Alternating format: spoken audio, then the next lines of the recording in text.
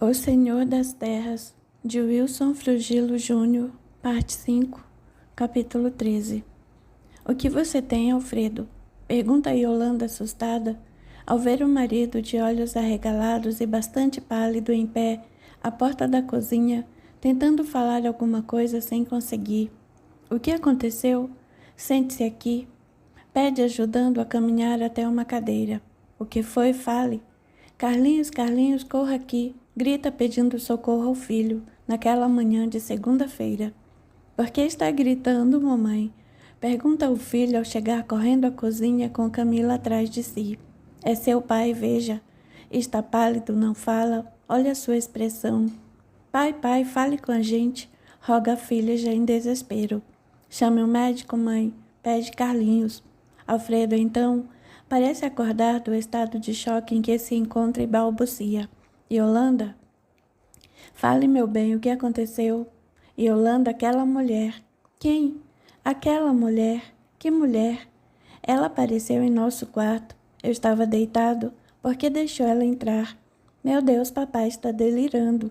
Choraminga Camila. Tenham calma.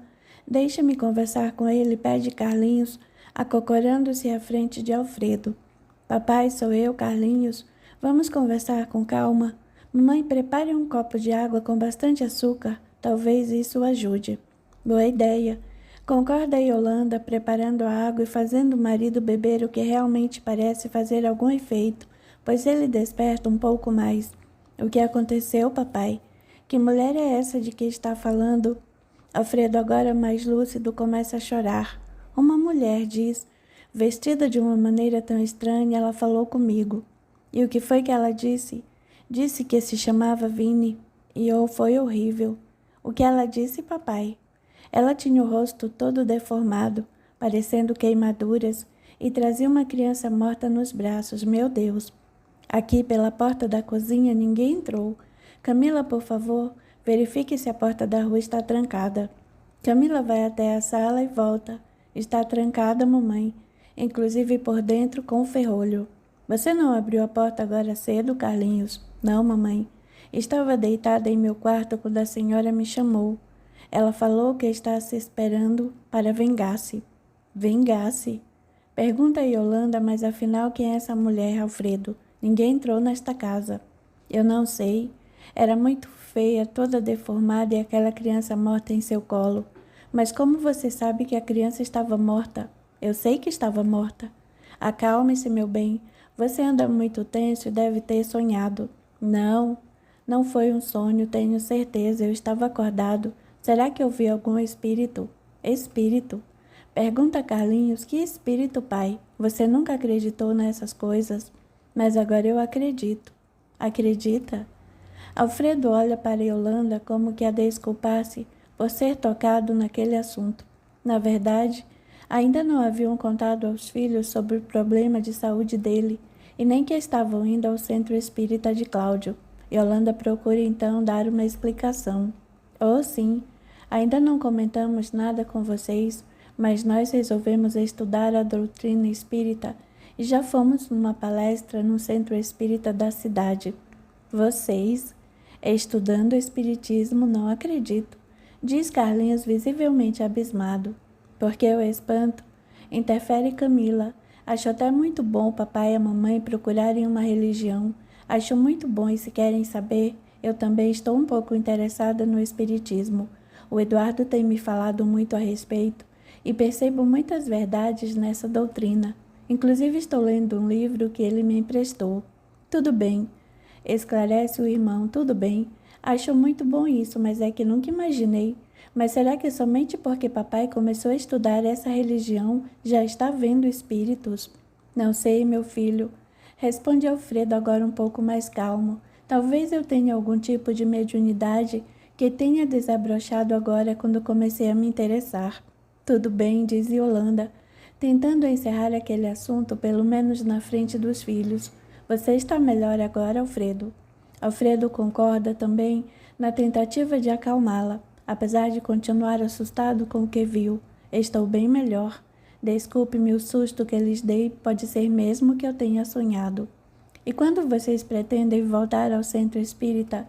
Não sabemos ainda, responde Yolanda, pois não pretende que a filha os acompanhe no trabalho de apoio aos doentes. Não quer ainda contar nada a eles, pois tem muita esperança de que o marido seja curado. Quando vocês forem, também quero ir. Certo, Camila?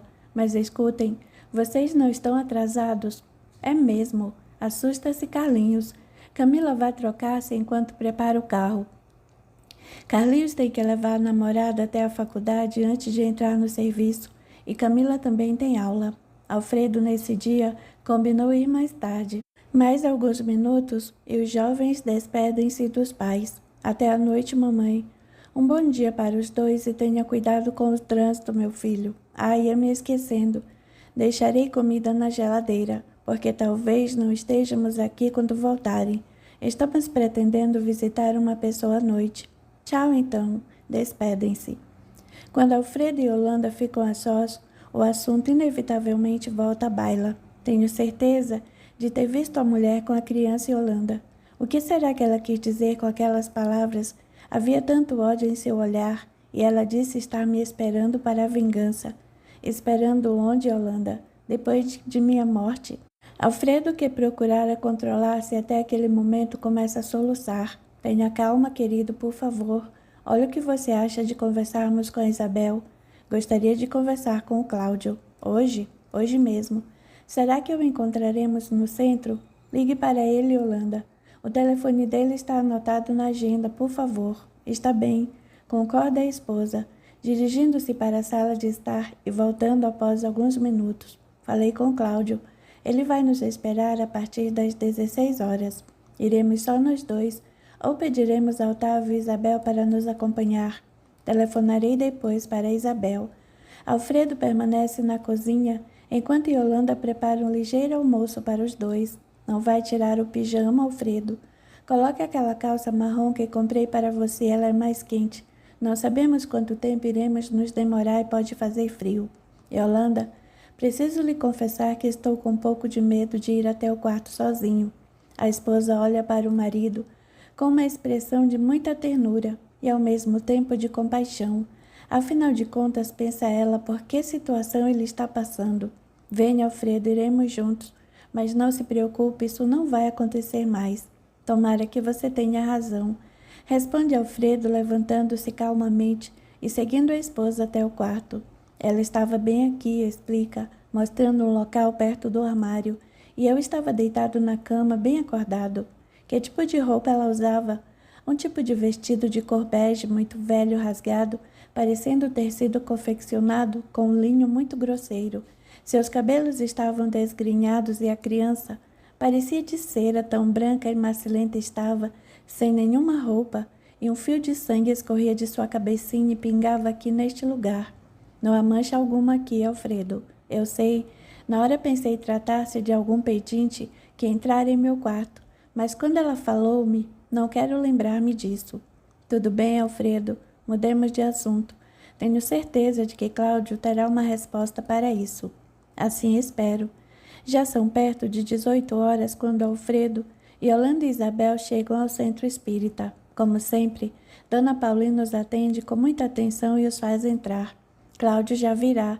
Ele está atendendo uma pessoa lá na sala de passes. Ele é muito ocupado, não? Perguntei Yolanda. Sim, ele atende quase todo dia. Desculpe minha curiosidade, diz Alfredo, mas do que Cláudio tira o seu sustento, quero dizer, ele tem uma fonte de renda? Dona Paulina sorri e responde, tem sim, pequena, mas tem. Até o ano retrasado, ele dividiu seu tempo com o trabalho do centro e o de funcionário de uma loja especializada em produtos naturais. Na verdade, ele entendia mais que o proprietário. Vocês precisam ver. Ele conhece quase todos os tipos de plantas medicinais. Ele deu-me uma garrafa de um chá. Sim, Dona Paulina, interrompe Isabel, e é esse chá que ele deu para o Alfredo que eu está curando?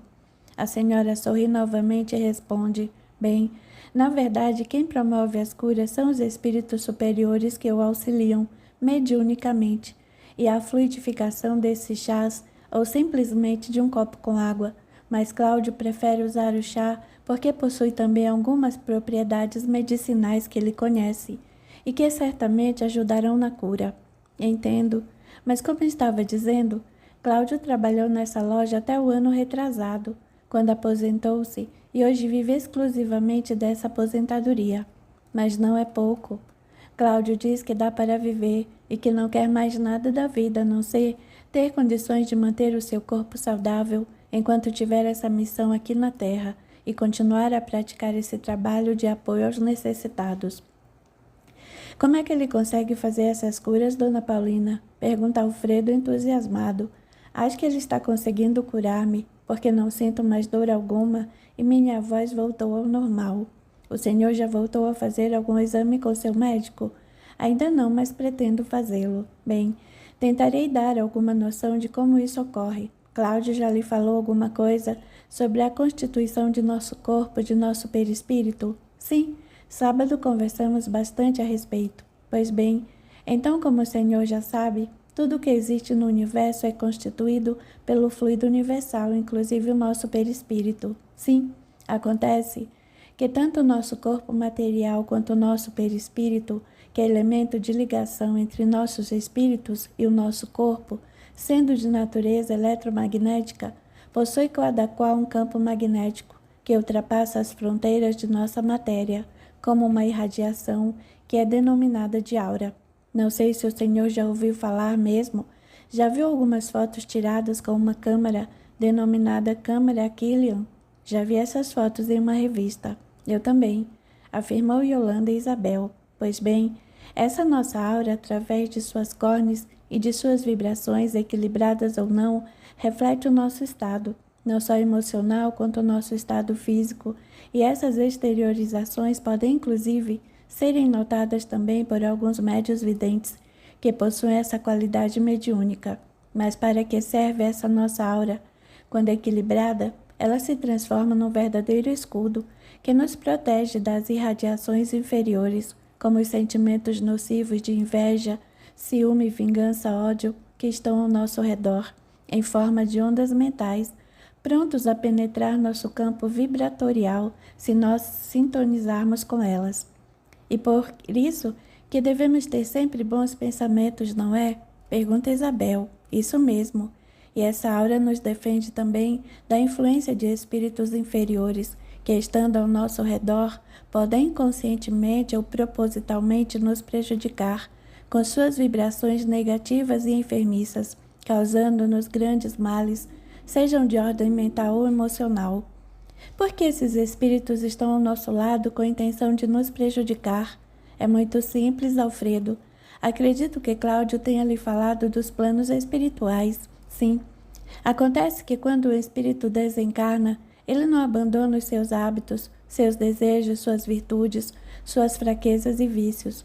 Então ele passa a habitar no lado de lá, nos planos inferiores, juntamente com espíritos que lhe são afins, pois assim, como existem planos superiores, existem também planos inferiores. Pois bem, muitos desses infelizes espíritos que, quando encarnados, somente se preocuparam consigo mesmo e nunca se importaram com o bem do próximo, chegando mesmo a cometerem verdadeiras atrocidades em nome de sua própria cobiça, acabam sendo presas fáceis nas mãos de outras entidades malignas, inimigas do bem, e que as fazem trabalhar como escravos em missões obsessivas aos encarnados.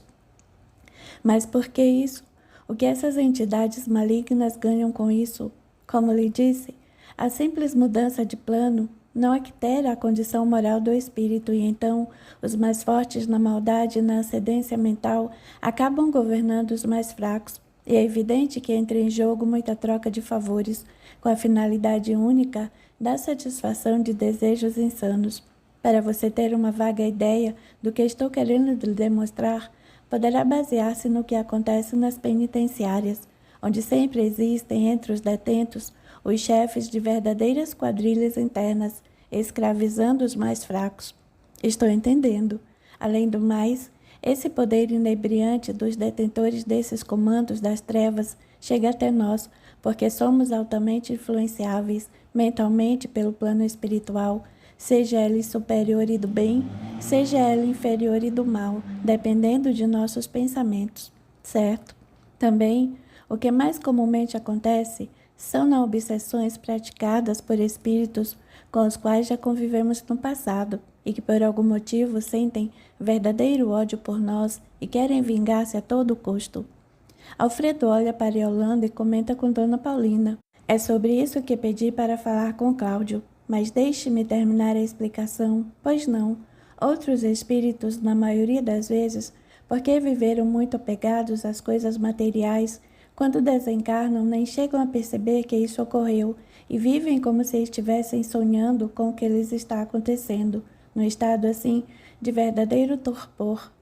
E continuam ligados ao nosso plano, perambulando ao lado de pessoas e coisas que lhes são afins e chegam a sofrer muito com isso, porque não conseguem encontrar um caminho a seguir. Muitas vezes também ficam passando por momentos horríveis, dependendo do tipo de desencarnação que sofreram, geralmente ligados ao suicídio ou provocado por atos menos dignos da parte deles, apesar de que todos um dia serão auxiliados por entidades amigas e benfeitoras. Porém, tudo isso, girando ao nosso redor, pode nos prejudicar muito, se não nos mantivermos numa boa vibração conquistada através dos bons pensamentos, das boas ações e da oração. E o passe? Sim, o passe tem então finalidade de reequilibrar nossa aura. Mas por que a necessidade do passe? Porque muitas pessoas, por diversas causas, tais como desgaste físico, desgaste mental, doenças, obsessão de espíritos, passam a ter deficiências em suas energias. E é então que uma outra, com a sublime e benéfica intenção de auxiliá-la, pode doar de si parte de sua energia a fim de suprir essas deficiências. E como é que ele retorna essa energia que está doando? Pergunta Yolanda, bastante interessada na explicação. Essa energia cósmica lhe retorna naturalmente, à medida em que opera a doação, já que ele existe por toda parte e basta a intenção de se fazer o bem para que isso ocorra. Agora, essa energia que o magnetizador comum doa é uma energia que poderíamos denominar de energia mais simples, porque ela provém do magnetizador somente. Agora, geralmente, quando o magnetizador doa essa sua energia com o intuito único e exclusivo de fazer o bem ao seu semelhante, vem ao seu encontro o auxílio dos espíritos benfeitores, que somam as energias animalizadas do médium, de suas energias espirituais. Esse médium é denominado de médium curador, porque pode aliviar o paciente de diversos males. E no caso de Cláudio, pergunta Alfredo, Cláudio é um caso de incorporação, ou seja, o espírito que o assiste trabalha incorporado ao médium. Nesses casos é evidente que o resultado é mais efetivo, porque há uma maior liberdade de o espírito efetuar o seu trabalho. E como haja essa transmissão de energia para curar, por exemplo, um órgão doente? Como você já sabe, o corpo material é uma cópia exata do perispírito que liga o espírito ao corpo, certo? Sim, pois bem, o passe atua no perispírito e, por consequência, no corpo físico, através de centros de força do perispírito, e que muitas religiões espiritualistas conhecem pelo nome chakras. Já ouvi falar, comenta Alfredo. Eles se localizam no perispírito e têm a forma de um cone, com a parte mais estreita para dentro, e giram permanentemente como se fossem redemoinhos, captando e expulsando energia. Cada um desses centros de força estão intimamente ligados a determinados órgãos de nosso corpo, e, portanto, o passe consegue alcançá-los e fortalecê-los. Agora, no caso de curas como as que a espiritualidade efetua, através de médiuns como Cláudio, não podemos nos esquecer de que, sendo o nosso corpo uma cópia do perispírito, essa cura se processa primeiramente nesse perispírito, como, por exemplo, no órgão espiritual atingido, refletindo-se evidentemente no corpo, que lhe é cópia. Uma outra finalidade do passe magnético é a de corrigir pontos frágeis em nossa aura, que geralmente estão ligados a determinados órgãos do perispírito e, consequentemente, do corpo. São através dessas falhas que os espíritos malfazejos podem causar muito mal ao nosso organismo. E quantas doenças em si, elas são sempre consequências de nossos atos do passado? Nem sempre, Alfredo. Muitas doenças adquirimos na presente encarnação, outras tantas são oriundas de falhas de nossa conduta, que através de vícios nocivos quer através de sentimentos menos nobres como a cobiça, o ciúme, a inveja, o egoísmo, a vaidade que, agindo sobre a nossa mente, refletem-se em nosso organismo perispiritual, criando doenças psicossomáticas a se refletirem em nosso corpo material. Nesse momento chega Otávio. Você por aqui? Pergunta-lhe Alfredo, contente com a presença do amigo. Boa noite, dona Paulina. Boa noite, meu filho. Otávio cumprimenta também Yolanda e, abraçando Isabel, explica sua presença. Eu passei em casa e encontrei o bilhete de Isabel, então resolvi vir ter com vocês. Pois foi muito bom, diz Yolanda. Alfredo teve um pequeno problema e viemos conversar com Cláudio. Estamos aguardando que ele termine de atender outras pessoas. Você já jantou, Otávio? Pergunta-lhe Isabel. Capítulo 14. Não estou com fome, soldado. Responde Otter, quando a comida lhe é oferecida pela pequena abertura ao pé da porta do calabouço. Na cela, na qual Otter está trancafiado, mede aproximadamente 2 metros de largura por 3 de comprimento, possuindo junto à parede, sustentada por grossas correntes, uma tábua que lhe serve de cama, e num dos cantos um buraco, fechado com uma grossa grade de ferro, onde podem ser satisfeitas suas necessidades fisiológicas. Esse calabouço, localizado nos porões do castelo, tem seu acesso através de longa escada descendente que dá para uma antessala, onde à sua volta existem mais 4 compartimentos iguais ao que Otter ocupa. Todas essas celas não possuem janelas, mas apenas uma pesada porta de madeira, guarnecida por esquadrias de ferro, com uma pequenina janela ao centro, que possibilita ao encarcerado ver a antessala, isso quando a portinhola que cerra essa janela estiver aberta. Essa antessala possui uma pesada mesa de pedras em seu canto, e numa parede diversos instrumentos de tortura. Meu Deus, pensa, até quando Alfes me deixará preso aqui? Será que a Isidra também está neste calabouço? Resolve, então, chamar o guarda e para isso bate fortemente a porta. Guarda, guarda. O soldado abre a portinhola e pergunta-lhe gentilmente por que sempre o respeitou e nem sabe por que ele está preso. Pois não, senhor conselheiro. Otter nota a maneira com que o soldado lhe trata e sente-se mais seguro. Soldado, diga-me uma coisa, por acaso há outros presos neste calabouço? O soldado não sabe se deve responder ou não e olha para os lados para ver se ninguém o está ouvindo. Pode falar, insiste Otter. Se me der algumas informações, terá toda a minha gratidão quando eu sair daqui. Você sabe como é o gênio de Alfios e quão temperamental ele é. Logo, logo vai mandar me libertar. Mente, na esperança de contar com o auxílio do homem. Bem, tenho outros presos, sim. E quem são? Na primeira cela há um menino de nome Armon. Um menino? Foi preso ontem à noite. Meu Deus, o que essa criança fez de mal? Isso eu não sei. Só sei que ele foi preso juntamente com a senhora. Preso com Isidra. Quer dizer que a senhora também está presa aqui. Está na cela ao seu lado. Armon deve ser o garoto que a levou até o outro lado do rio. Imagina Otter. E quem mais? Pergunta. Na cela em frente desta, não sei quem está preso porque chegou hoje, todo embrulhado em cobertores, e proibiram-me de abrir a portinhola externa de sua porta. Somente Alfios poderá abri-la. Só pode ser Cláudio, raciocina Otter. O senhor conselheiro quer saber mais alguma coisa? Pergunta o soldado, com medo que chegue alguém e o veja conversando com o preso. Saber não, mas gostaria de conversar com a senhora. Isso é impossível, meu senhor. Só por alguns minutos. Tenho a certeza de que ela saberá recompensá-lo muito bem. Não posso. E além do mais, como poderia o senhor conversar com ela? Se você abrir a portinhola de sua cela, ela poderá ouvir-me e poderemos falar um com o outro. Não posso fazer isso. Se descobrirem, serei preso também. Na verdade, serei executado. Alfios é implacável com traidores. Escute, você não pode trancar por dentro a porta que dá acesso a este calabouço. Ela está trancada. Então abra a portinhola da cela da senhora. Se alguém chegar, terá que bater a porta. E antes de abri-la, você fecha as nossas pequenas janelas.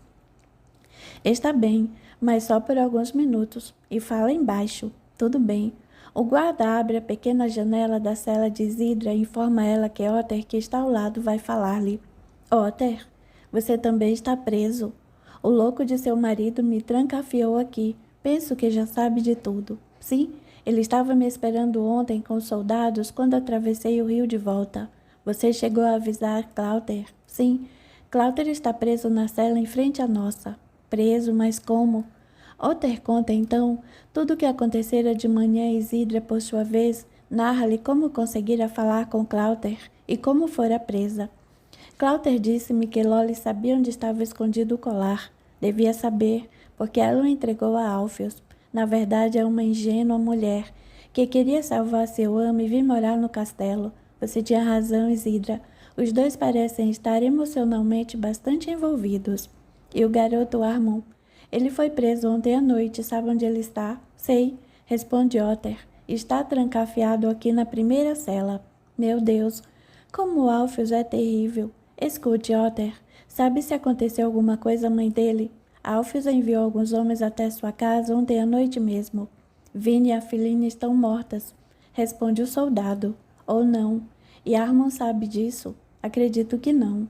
E como aconteceram essas mortes, soldado? Atearam fogo na casa, quando a mãe e a menina estavam dormindo. A mãe morreu queimada, e a menina foi salva por um soldado que teve pena dela. Mas a alguns metros da casa, seu cavalo assustou-se e a garotinha escapou de seus braços, caindo o desfiladeiro abaixo. Hoje de manhã, retiraram seu corpinho morto, com uma grande corte na cabeça. Eu sempre soube que Alfios não pensava duas vezes em mandar executar quem atravessasse o seu caminho, mas nunca pensei que chegasse a tanto. Acho que ele está enlouquecido, inebriado pelo poder, Otter. O que poderemos fazer, pelo menos, para salvar nossas vidas? Tenha calma, senhora, pede o conselheiro. Vou pensar numa solução. Afinal de contas, sou muito mais astuto que Alfios. E se souber agir com inteligência, quem sabe, conseguirei salvar os nossos pescoços. E o que vai fazer? Ainda não sei, preciso pensar. Mas quero que tenha plena certeza de que farei tudo para tirá-la daqui, nem que tenha que arriscar a minha vida. Obrigada, Otter. Confiarei em você. Abra a porta, soldado. Grita uma voz do lado de fora do calabouço. Preciso trancar as portinholas, pede o guarda, fechando-as e sai correndo para abrir a porta principal. Otter e Isidra conseguem ouvir um pouco do que falam e percebe a voz de Alfios. Tirem este homem da cela e acorrentem-no à parede, mãos e pés, e prestem muita atenção todos vocês. Não falem com ninguém. O que verão aqui, ou mandarei cortar-lhes a língua. Vamos, tirem o homem. Otter fica na defensiva, pois não sabe se Alfios está se referindo a ele ou a Cláuter. Soltem-me, seus covardes! Soltem-me! Grita Cláuter. O que pensam que vão fazer comigo, soldados covardes? Você aí, sim você, olhe para mim e diga-me, quantas vezes curei o seu filho? E você, quantas vezes levou sua esposa para que eu a curasse da febre do peito? E você, Alfios, ainda morrerá por eu não estar presente. Cale-se, cale-se, o maldito. Está aqui por sua própria culpa, por que não me obedeceu? Sempre cumpri suas leis, Alfios, mas acima de você estão as leis dos sacerdotes druidas, e essas eu as cumpro, nem que tenha que morrer por isso.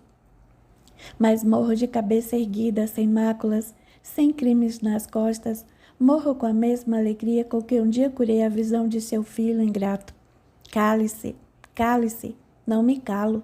Agora você irá morrer como um infeliz, vai morrer odiado, vai morrer vítima do próprio veneno, vai morrer amaldiçoado, vai morrer e encontrar no inferno todos aqueles que suplicou, e todos o estarão esperando para vingar-se. Cale-se. E Otter ouve os sons de Cláuter ser espancado por Alfios, que quer a todo custo que ele se cale, até que de repente o silêncio anuncia que o curandeiro deve ter perdido os sentidos. Soldados, esbraveja Alfios. Acordem esse cretino com um balde de água e tragam para cá Otter e a senhora. Acorrentem-nos também. A porta então se abre e Otter é arrastado até uma das paredes, do lado direito de Cláuter, e preso pelos pés e mãos.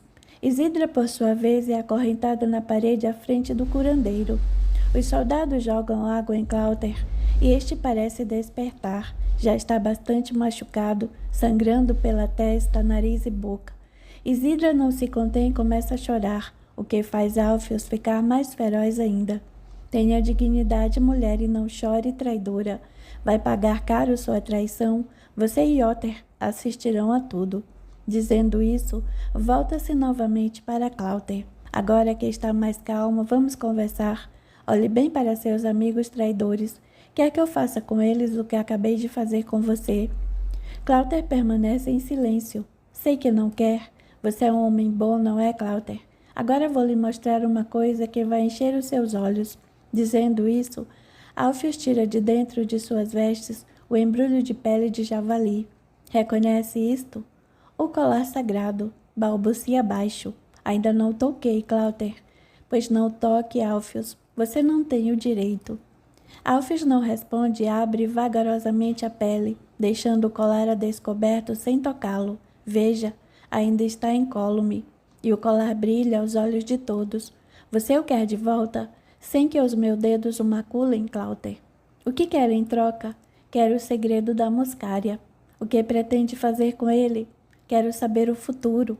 Para que, Alfios? Serei poderoso mais do que sou. Se eu ensinar, terá coragem de tomar de seu chá? Alfios dá uma gargalhada. Sim, mas não sem antes fazer com que o prove, e que Isidra e Otter também o provem, e que Loli o prove também. Onde está Loli? Ela está muito bem, Clauter. Neste momento deve estar se preparando para o nosso encontro mais à noite.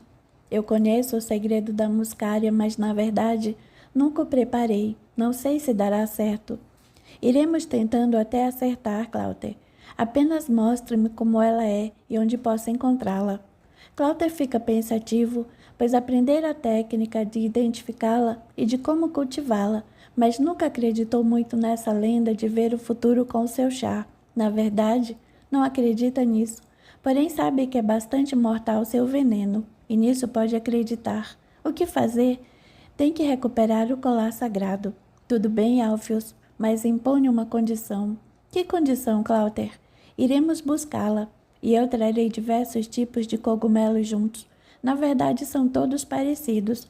Prepararei o chá sozinho e faremos alguns testes. Se der certo, prometo revelá-lo a você em troca do colar sagrado, mas faremos essa troca num terreno neutro, e somente nós dois. E por que isso? Porque não confio em você, e não quero que veja, pelo menos até termos efetuado a troca, qual cogumelo é a muscária. Alfios pensa um pouco, e não conseguindo encontrar uma outra proposta, e principalmente pela pressa que tem em desvendar o futuro do combate com Luriel, concorda com o curandeiro. Está bem, Clauter, mas nada de truques, e eu mato e a Isidra e Otter. Apenas mais um detalhe, Alfios. Qual? Pergunta já irritado. Quero que Otter seja o primeiro a provar de seu chá. O conselheiro quase desfalece ao ouvir essas palavras e contesta. Não, não tomarei desse veneno. Por que faz isso comigo, Clauter? Tentei ajudá-lo. Arrisquei minha vida por você. Não faça isso. Cale-se, Otter. Berra Alfios, dando-lhe forte bofetada no rosto. Por que está fazendo isso com ele, Clauter? Grita Isidra. Também arrisquei a minha vida por você e ele me ajudou. Cale-se, mulher. Cale-se. Ou mato aquele garoto que a ajudou. Isidra fica em silêncio. Por que quer que Otter seja o primeiro? Pergunta Alfios, curioso. Porque não gosto dele. Detesto esse homem. Você disse que seria o padre Warlet. Grita Otter. Ele será o segundo, se não der certo com você. Berra Clauter. Vamos parar com isso? Ordena Alfios. Não tenho tempo a perder. Soldados, soltem o curandeiro das correntes, mas amarrem suas mãos. Iremos agora mesmo para a floresta do outro lado do rio, mas se estiver com algum truque, Clauter vai morrer. Só mais uma coisa, Alfios, diz Clauter. O quê? Quero que solte Isidra e o garoto. Você deve estar ficando louco. Solte Isidra e o garoto, Alfios. Agora não. Se quiser, eles poderão fazer parte da troca. Está bem, concorda o curandeiro. Vamos, soldados. Coloquem um capuz sobre a cabeça desse infeliz e vamos embora.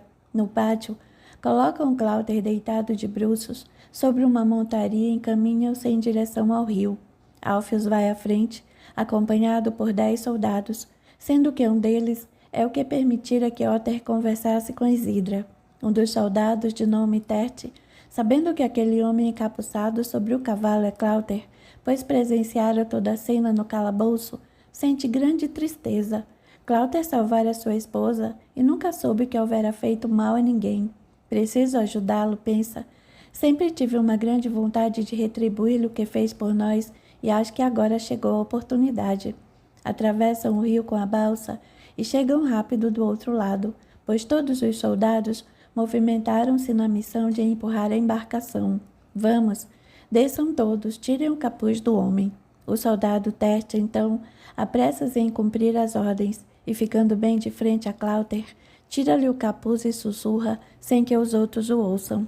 Vou ajudá-lo. Dê-me um soco. Cláuter reconhece e dá-lhe um soco, mesmo com as 2 mãos amarradas, gritando. Tire suas mãos sujas de mim, Terte. Abaixa-se de dor com o nariz sangrando. Imaginei que fosse mais manso, Cláuter. Diz sorrindo Alfios, um belo soco. Deixe-me tomar conta dele, meu senhor. Pede Terte. Deixo sim. Não saia de seu lado, e a qualquer tolice da parte dele, bata-lhe sem dó, mas não quero morto. Pode deixar comigo, meu senhor. Muito bem, Cláuter. Vamos colher os cogumelos.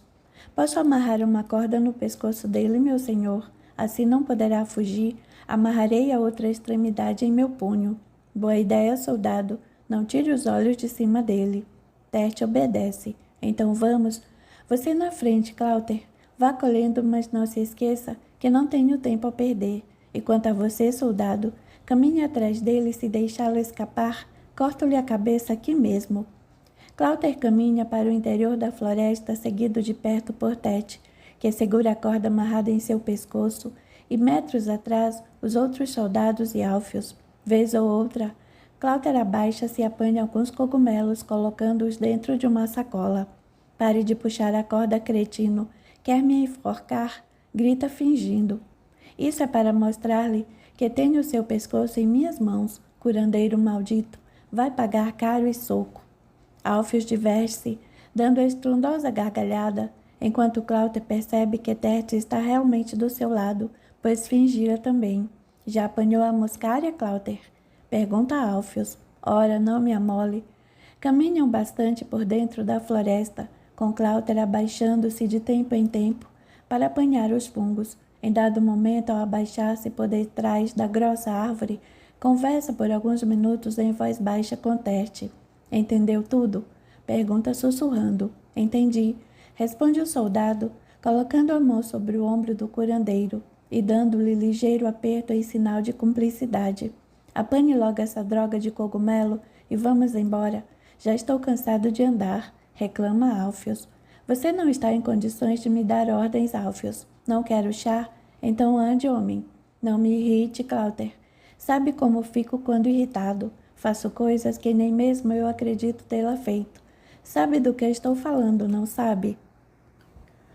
Capítulo 15. Sei do que está falando, Alfredo, diz Cláudio, mas por favor, sentem-se aí em 2 bancos. Vocês vão assistir a uma sessão mediúnica. Depois conversaremos a respeito. Sim, já são 7 horas da noite e a sessão tem início. Na comprida mesa sentam-se Cláudio ao centro e mais 14 pessoas, sendo 6 homens e 8 mulheres, dentre as quais Dona Paulina. Alguém apaga as luzes, deixando apenas uma pequena lâmpada bem fraca acesa na entrada do salão. Pode-se ver então todos os presentes através de uma suave penumbra. Bem, meus irmãos, vamos dar início aos trabalhos de hoje com uma prece de abertura, diz Cláudio, fazendo ele mesmo a oração. Vamos elevar o nosso pensamento ao alto, rogando a Jesus, nosso Mestre, a presença de nossos amigos espirituais, para que dirijam este nosso trabalho e que eles possam nos auxiliar, imperfeitos instrumentos que somos, a fim de podermos colocar a nossa mente e o nosso coração a serviço do bem, auxiliando essas entidades sofredoras que aqui vêm em busca de esclarecimento e auxílio. Aproveitemos também este momento para rogar a Deus nosso Pai que todas essas luzes e vibrações amoráveis deste ambiente sejam de alguma forma levadas a todos os nossos irmãos que soluçam e sofrem, e que não tiveram ainda a dádiva de conhecer esta doutrina maravilhosa, que além de nos confortar, reforma o nosso íntimo e ilumina os nossos corações. E assim, extremamente agradecidos, pedimos permissão para dar início a esta nossa reunião. Que Deus nos abençoe a todos. Por alguns minutos, o silêncio se faz presente e Alfredo percebe uma grande paz em estar ali naquele momento. Estranha e calmante vibração toma conta do seu ser, parecendo tranquilizar todas as células de seu organismo, colocando-o num agradável torpor, como se estivesse a flutuar acima de seu corpo. Nota a seguir que um dos presentes na mesa, um senhor, aparentando pouco mais de 50 anos, faz alguns movimentos, balbuciando algumas palavras ininteligíveis, e Cláudio fala com ele mansamente. Fale conosco, meu irmão, que a paz de Jesus invada o seu coração. A que devemos o prazer de sua visita? Sinta a paz deste ambiente e com muita calma fale conosco. Que problema o aflige? Isabel, então, sussurra para Alfredo e Yolanda. Este senhor é médium, e um espírito irá se comunicar por seu intermédio. Ambos meneiam a cabeça em sinal de entendimento, e em seguida o espírito fala através do médium. O que estou fazendo aqui? Sinto muita dor no peito. Dei-me o remédio, pelo amor de Deus. Cadê o médico e as enfermeiras? Ninguém atende ao meu chamado. Tenha calma, meu amigo, pede Cláudio. Nós vamos auxiliá-lo. Não estou entendendo nada. Eu estava no hospital. Não, isso foi ontem. Eu estava em minha casa. Percebe-se que o espírito está bastante confuso. Estava em minha casa, mas não me lembro de ter saído do hospital. Que confusão em minha cabeça. Por favor, procure se acalmar e conte-nos onde realmente o irmão estava. Eu estava? Eu acho que eu estava em minha casa, mas ninguém lá falava comigo. Minha esposa, meus filhos. Queria falar com eles, mas não me ouviam. E essa dor no peito, o que está acontecendo? Fui pegar o meu dinheiro que estava guardado no cofre, mas ele não estava mais lá. O que fizeram com o meu dinheiro? Estou por acaso tendo um pesadelo? Não, meu irmão, você não está tendo um pesadelo. Ouça-me agora, por favor. Repare bem neste local em que você se encontra e principalmente em seu corpo. Está percebendo de que está falando através de uma outra pessoa? Fale conosco e veja como está conseguindo conversar. Eu? Meu Deus, o que é isso? De que é este corpo? Não é o meu que está acontecendo? Mais uma vez, peço-lhe muita calma. Procure abrir os olhos e veja quem está ao seu lado. Ao meu lado? Sim, está vendo? Não. Meus irmãos, vamos procurar mentalizar um foco de luz que desce do alto em direção aos olhos desse nosso irmão necessitado, para que ele possa abrir a visão do Espírito. Espírito? Pergunta. Sim, você não percebeu ainda. Abra bem os olhos e procure enxergar quem está ao seu lado. Meu Deus, é minha avó. Mas não, ela já morreu. Ela não morreu não, meu amigo. A morte não existe. O que existe é uma passagem do Espírito para a verdadeira vida, que é a espiritual. Foi o que aconteceu com sua avó e ela agora vê o seu encontro, assim como outros espíritos familiares e amigos vieram ao encontro dela quando da morte de seu corpo físico. O corpo perece, mas o espírito continua vivo. Mas você não está querendo dizer com isso que eu morri, não é? Pergunta desesperado o espírito. Não, você não morreu, porque como já lhe disse, a morte não existe. Mas minha avó, ela está sorrindo para mim e está me chamando. Eu não quero ir com ela. Você não gosta dela? Gosto muito, mas não quero morrer. Sou moço ainda e tenho mulher e filhos. Nesse momento, o espírito entra em prantos, percebendo o que lhe acontecera. Não chore, meu amigo. Você está sendo agraciado com a benevolência de Deus, que permitiu que viesse ter aqui conosco, para ser auxiliado por entidades bondosas e principalmente pela sua avó, que muito ama. Agora entendo. Então era por isso que ninguém respondia aos meus chamados. Ninguém estava me vendo. Sim. Não, eu não quero. Eu não quero, grita o espírito. Meu irmão, preste bastante atenção. Como já lhe disse, a morte não existe. Porém, esta passagem para a verdadeira vida não pode ser modificada. Você já desencarnou há algum tempo e está sofrendo esse verdadeiro pesadelo, porque muito apegado à matéria e às pessoas, não conseguia visualizar o mundo espiritual. Então foi trazido a rogo de sua avó até este trabalho mediúnico, para que, com o auxílio de nossas energias mais grosseiras, nosso fluido vital pudesse enxergar e ouvir aqueles que querem auxiliá-lo. Sabemos que é um pouco difícil para certos espíritos como você aceitar essa nova situação, porém ela é irreversível. Peço-lhe agora que acalme-se e deixe-se envolver por essas vibrações de paz e amor que já estão tomando conta de você. Entregue-se aos braços carinhosos de sua avó e permita que ela e esses amigos espirituais o levem para um local muito agradável de refazimento, onde será tratado não só mentalmente, como também o seu próprio perispírito terá paulatina recuperação, já que carrega as sequelas da doença que o prostrou. Lá poderá descansar e depois poderá entender e assimilar ensinamentos elevados que o farão compreender as verdades da vida e o tornarão apto a, no futuro bem próximo, auxiliar aqueles a quem tanto ama. Vá com eles e que Deus o abençoe. Ao término dessas palavras, o médium tem um ligeiro estremecimento e o silêncio volta a reinar no salão do centro. Mais alguns minutos se passam e é a vez de uma senhora dar passividade à comunicação de um outro espírito, desta vez feminino, identificado pela vidência de Cláudio, que pede que o espírito se pronuncie. Fale conosco, minha irmã, o que deseja. Percebo que está um pouco agitada e devo lhe avisar que esta é uma casa de oração e que, por esse motivo, merece o respeito que lhe é devido. Procure, então, conter os seus ímpetos, porque a médium não irá permitir que se utilize de toda essa agressividade que percebe em suas maneiras e em sua fisionomia. Minha fisionomia? Por que minha fisionomia? Por acaso ela o incomoda? Quer ver o resto do meu corpo? Quer, malditos? Todos vocês, malditos sejam por toda a eternidade, principalmente aquele assassino que está ali sentado. E o médium aponta para Alfredo, que sente-se desfalecer com tamanho ódio do espírito para com sua pessoa.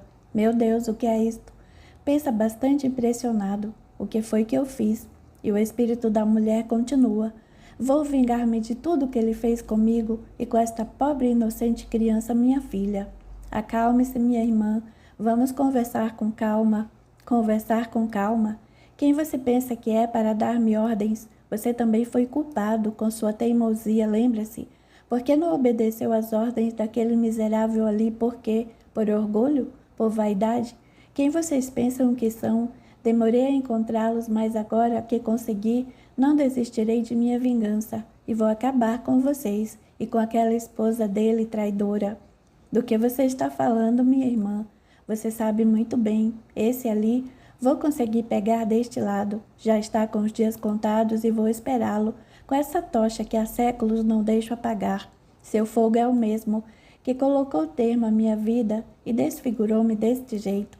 E essa pedra é a mesma que matou minha filha. Veja, ainda está banhada de sangue, sangue desta inocente criatura. Alfredo sente-se sufocar, como se o ar lhe faltasse a respiração. Enorme pavor toma conta de sua mente e seu coração parece querer abandonar o seu peito, tamanha a intensidade de seus batimentos. Meu Deus, fala em voz alta. Essa deve ser a mulher que apareceu à minha frente em minha casa, com a criança no colo, disse que seu nome é Vini. Não tenha receio, Alfredo. Pede-lhe Cláudio. Procure manter-se em oração, para que possamos auxiliar essa infeliz criatura. Yolanda abraça o marido, deitando sua cabeça em seu ombro. Fique tranquilo, Alfredo. Estamos na proteção dos espíritos superiores. Muito bem, continua Cláudio. Quer dizer que a irmã está querendo fazer justiça com as próprias mãos? Quero e vou fazer. Ninguém sairá impune dessa história. Em primeiro lugar, gostaria de lhe dizer que se realmente nós lhe fizemos algum mal e a sua filha no passado, nós humildemente lhe rogamos o perdão. Estamos prontos a resgatar esse mal. E irão resgatar mesmo. Mas não pelas suas mãos, minha irmã. Iremos resgatar pelas mãos de Deus, nosso Pai e Senhor, porque Ele não confere a ninguém o direito de fazer a justiça que lhe compete realizar. Deus Todo-Poderoso somente dá aos espíritos encarnados ou desencarnados a prerrogativa de fazer o bem em seu nome, nunca de fazer justiça com as próprias mãos. E aqueles que transgredirem essa conduta, será pedido contas de seus atos. Por isso, minha irmã, abandone essa ideia. Como abandonar essa ideia? Não imagina porventura o que sofri por todos esses séculos? Imagino sim, e rogamos o seu perdão. Perdão? Ainda continua a falar sobre isso? Nunca. Minha irmã, continua Cláudio, pacientemente e com muito amor. Você já procurou saber o que aquele nosso irmão ali realizou por todas as vidas porque já passou desde esse acontecimento do qual o acusa? Não, e nem quero, pois deveria procurar saber e analisar com bastante carinho para que não se arrependa de seus atos. Eu só sei o que ele fez com a minha filha. Que filha, minha irmã? Esta aqui, morta em meus braços. Sua filha não pode estar morta, minha irmã, porque a morte não existe. O quê? É lógico que está morta, porque ela deveria estar morta se você não está. Você está enseguecida por essa ideia fixa. Veja o que tem nas mãos. Cadê minha filha? Onde está minha filha? O que vocês fizeram com a minha filha? Ela estava em meus braços e agora não está mais. Onde está minha filha? Onde está minha filha? E o espírito rompe em prantos soluçando. Meus irmãos, vamos mentalizar uma luz tranquilizadora sobre esta nossa pobre irmã, que cega de ódio e sofrimento, carregou por séculos em seus braços a imagem plasmada de um bebê, fruto de seu amor e de uma revolta. Levemos até essa pobre infeliz os nossos maiores sentimentos de carinho e amor, para que ela consiga libertar-se desse sofrimento atroz. Mais uma vez lhe peço, minha irmã, que acalme-se e que ouça esse espírito que quer falar-lhe. Nesse momento, outro espírito começa a falar com a mulher através de um outro médium. Minha filha querida, sou seu pai. Olhe para mim. Papai, papai, me ajude, meu pai. Quero a minha filhinha de volta aos meus braços. Estava morta, mas quero-a comigo. Filha, há muitos séculos venho seguindo nessa sua louca caminhada à procura de seu algoz. Tenho tentado demovê-la dessa sua obstinação, mas você, ensurdecida e cega pelo ódio, não conseguia me ver e ouvir. Aproveite agora esta oportunidade. Vou ouvi-lo, meu pai, pois estou muito cansada de todo este sofrimento. Fale. O moço tem razão, filha. Não temos o direito de querer fazer justiça com nossas próprias mãos. Você passou todo esse tempo perdida nos labirintos de sua mente e não pôde dar-se conta de tudo o que aconteceu durante todo esse tempo. Venha comigo, que iremos para um lugar de muita luz, onde poderia ajudá-la e explicar-lhe tudo. E minha filha, papai, onde ela está? Onde ela está? Se o que carreguei durante todo esse tempo não passava de uma imagem, é verdade isso? Sim, minha filha, mas venha comigo. E minha filha, pai, ela insiste. Sua filha, minha neta, hoje é uma criatura maravilhosa, muito boa, alegre, que viveu por muitas encarnações, aprendendo a amar o próximo e auxiliando a todos que dela necessitavam. Verdade, pai. Pode acreditar, minha querida. E ela é feliz, muito feliz. E eu posso vê-la. Um dia a levarei para vê-la. E onde ela está agora, papai? Só quero saber. Eu irei com o Senhor. Hoje, minha filha, ela está no seio de uma família que lhe quer muito bem e que somente tem lhe dado muito amor, principalmente seu pai. Seu pai, sim, um espírito que muito errou no passado, mas que através de muitas encarnações foi se modificando e evoluindo, até que conseguiu, através de todas essas vidas sucessivas, amparar todas as criaturas que ele fez sofrer, e nossa querida menina era uma delas. Só faltava mesmo você. E quem é esse homem? Não preciso lhe dizer, pois já sabe de quem estou falando. Venha comigo, minha filha, venha. Eu irei, meu pai. E o silêncio volta a tomar conta da sala. A seguir, mais 3 entidades sofredoras se comunicam, através de outros médios, e a reunião é encerrada com uma prece proferida por Dona Paulina. Cláudio pede a Alfreda, a Yolanda e a Isabel que permaneçam no centro, e após todos os presentes se retirarem, convida-os para se sentarem à mesa. Dona Paulina continua presente. O que achou da reunião, Alfredo? Penso que entendi, porque Dona Paulina, antes da sessão, deu-me algumas explicações sobre o comportamento dos espíritos após a morte, quer dizer, após a desencarnação. Certo. Apenas para reforçar, gostaria de dizer que os espíritos, ao deixarem o corpo, irão encontrar aquilo que eles próprios semeiam, aqueles que praticaram o bem ao próximo, que estão libertos de sentimentos negativos, que estão livres do apego desenfreado à matéria por si só, já adquiriram, ou melhor, já desenvolveram uma visão espiritual mais ampla, e quando partem para a verdadeira vida, conseguem visualizar entidades que comungam com esses mesmos pensamentos, com essas mesmas vibrações e são por elas auxiliados.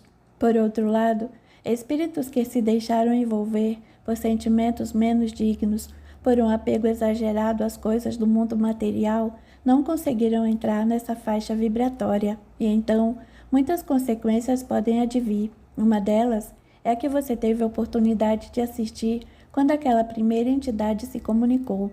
Era um espírito que tão enraizado estava com as coisas do mundo material que não se apercebeu que já havia passado para outro plano da vida e estava vivendo como se estivesse preso dentro de um sonho, no caso específico, um verdadeiro pesadelo.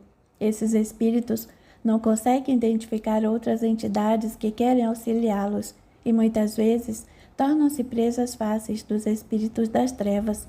No caso do espírito em questão, por intervenção de sua avó, foi possível, depois de algum tempo e auxiliado por entidades designadas a esse tipo de trabalho, ser trazido até nós, para que, através de nossas vibrações, pudesse visualizar aqueles que queriam auxiliá-lo.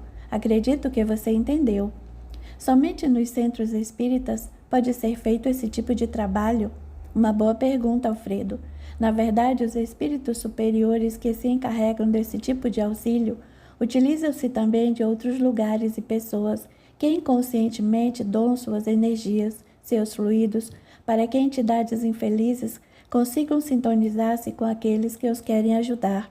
E fisicamente, isso pode ocorrer em qualquer local, onde haja sentimentos elevados de amor ao próximo, podendo ser utilizados desde templos religiosos de qualquer natureza até um simples lar, onde a luz do amor impere e ilumine, através das benéficas vibrações de seus ocupantes. Entendo. Agora existem outros espíritos infelizes que tanto ódio têm no coração contra alguém que se encontra neste plano material que passam a obsediá-lo através de um processo mente a mente, fazendo com que essa pessoa sofra as mais variadas situações de enfermidade mental e até mesmo física. Essas obsessões são muito comuns também no plano espiritual. Isso acontece com todos que são de alguma forma odiados por um espírito? Não, Alfredo. Para que alguém possa ser atingido por essas vibrações negativas, é necessário que realmente esteja também numa faixa vibratória mental negativa. Se ele estiver vivendo dentro dos nobres princípios do bem, dificilmente será atingido. Dona Paulina falou-me também de verdadeiras legiões do mal. Sim, essas legiões que se comprazem em praticar o mal o fazem, na grande maioria das vezes, pela revolta que sentem em seus corações, por não terem encontrado, após a morte do corpo físico, o que seus orgulhosos e suas vaidades imaginavam encontrar. Geralmente, são espíritos compromissados com a espiritualidade, que reencarnaram com alguma sublime missão religiosa e que foram derrotados pelos descaminhos de seus próprios desejos de poder e de satisfação pessoal, e evidentemente possuem grande capacidade de comando, liderança e poder mental. Então criam eles mesmos legiões e se dão o direito de julgar e punir, mas sempre atraídos pelos desejos de poder e de gozos inferiores. São legiões capazes de escravizar muitas entidades infelizes que possuem a consciência pesada e que, hipnotizadas ou mesmo ameaçadas de toda forma, prestam-se a nefandas e malfazejas atividades contra o próximo, seja ele encarnado ou desencarnado. E essa mulher que se comunicou, você a viu? Eu a vi, sim. Ela tinha o rosto deformado e uma criança no colo, não é? Você a viu? Eu a vi em minha casa hoje de manhã, e ela disse que estaria me aguardando após a minha morte para vingar-se. E há pouco apontou para mim acusando-me. O que é isso? Não se preocupe com ela, Alfredo. Graças a Deus, ela já está bem encaminhada pelo Pai e não voltará mais a importuná-lo. Pelo contrário, muito fará um dia para auxiliá-lo. Será que realmente fiz algum mal a ela em outra encarnação, como já lhe pedi? Não se preocupe com isso.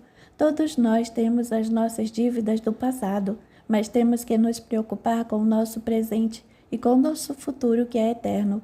Se ela disse que estava me aguardando, é porque ela sabe que tem os dias contados. Somente Deus o sabe, Alfredo. E se ela lhe falou isso, é porque apenas estava sabendo de seu problema. Não pense mais nisso. Vou tentar esquecer. Faça isso. Só queria que me dissesse mais uma coisa, Cláudio. Você acha que serei curado? Você sente alguma dor? Não. Sua voz não voltou? Sim. Então agradeça a Deus por isso e entenda que o nosso futuro pertence a Ele. Nós estamos fazendo o possível por você. Entendeu, Alfredo?